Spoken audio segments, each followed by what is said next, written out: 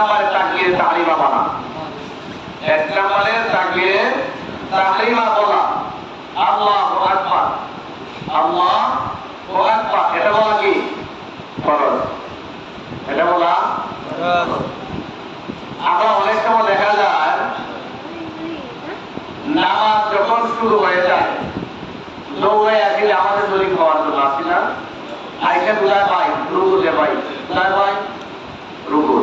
আমরা মাসালা জানি রুকুর মধ্যে কমপক্ষে 1 তসবিহ পাইতে হবে, নতুবা নামাজ হবে না, জানি না? দৌড়ে আসি। আমি যখন বিয়ান্তরে ভর্তি ছিলাম তখন আমার তিনি ভর্তি করতেন হুজুর, আপনি যেহেতু ইমাম সাহেব তাইলে আমার একটা মাসালার সমাধান দেন। তো বললেন মানুষ দৌড়ে গেলে আমাদের শরীর হয় কেন? বললেন মানুষ দৌড়ে গিয়া আমাদের শরীর হয় কেন? মুসলিম করার জন্য। আমি উত্তর দিচ্ছি কিসের জন্য? যদি আপনাদের শুনতে খারাপ লাগে, চুরি করার জন্য।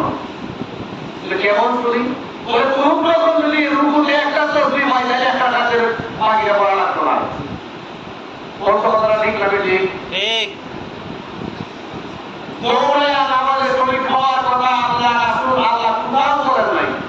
আপনি টাইম পালা করতে দৌড়ে গেলেন, সেটাই বললেন বলা পালিয়ে গেল, ছিল এক্সিডেন্ট করতে পারে না, দৌড়াইলেন কেন? নামাজে কি তাড়াহুড়া আছে নাকি? আপনি পাইছেন না, সমস্যা নাই, আল্লাহ আপনাকে বাধ্য করে নাই, কোনটাকে দৌড়াইবেন।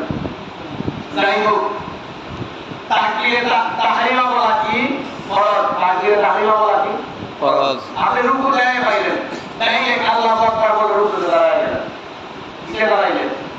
তাইলে আল্লাহু আকবার বলে রুকুতে চলে গেলেন, এদিকে আপনি তাকবীরে তাহরিমা বললেন না, আপনার নামাজ হবে না। কি বলে? নামাজ হবে বাতিল। এই জন্য মাসলাগুলো বুঝতে হবে। আপনি আগে আল্লাহু আকবার বললেন, তারপর আবার আল্লাহু আকবার বলে রুকুতে যাবেন। যদি রুকু বাদ পাইলে 1 রাকাত পাইলেন, রুকু পাইলেন না মানে 1 রাকাত চলে গেল, সেটা দিবেন সওয়াব হবে।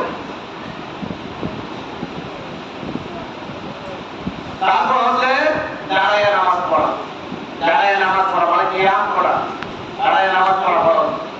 আমরা একটু থেকে একটু হলেই বসে যাই, সারা দুনিয়ার কাজ কাম করতে পারি দাঁড়াইয়া না।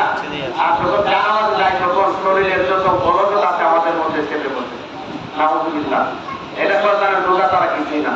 আল্লাহ পরীক্ষা করে দেখে তুমি দুনিয়ার সব কাজ কাম করলা,